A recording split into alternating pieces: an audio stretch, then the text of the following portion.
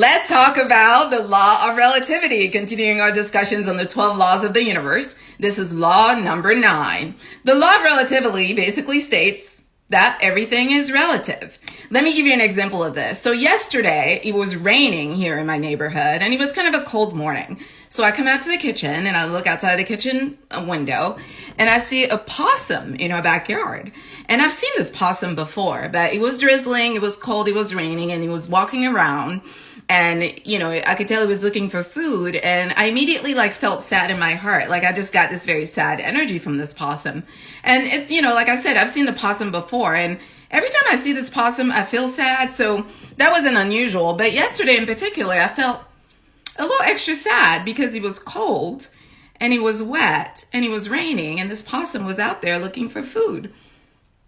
And in that moment, I started to think about all of the humans that I know that whine and complain about how difficult their lives are.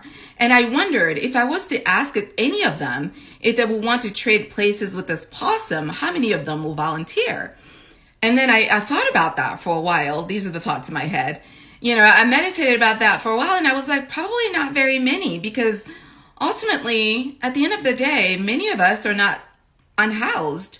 If you're watching me on this platform right now, then you probably have a phone.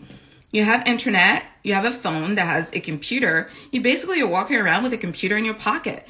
Do you know how privileged you are to be able to have a computer that is in your hand, that is in your pocket, that is just for you, that you use by yourself?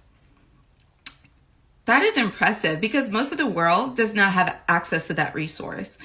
And I am so grateful that I grew up in another part of the world, that I got to live in West Africa before living in the US, because I got to see another life, another world. And I think, people who think that they have problems get so fixated on how big they think their problems are, that they fail to realize that when they put their problems on the global scale, their first world problems aren't really that big of an issue, but they act as if they're literally the least privileged, the least blessed person in the universe, the least loved and the least favored person in the universe, when literally everybody has problems.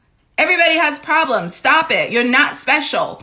There's nothing unique about you that you have problems. We all do. There's nothing unique about you that you're going through suffering. We all do.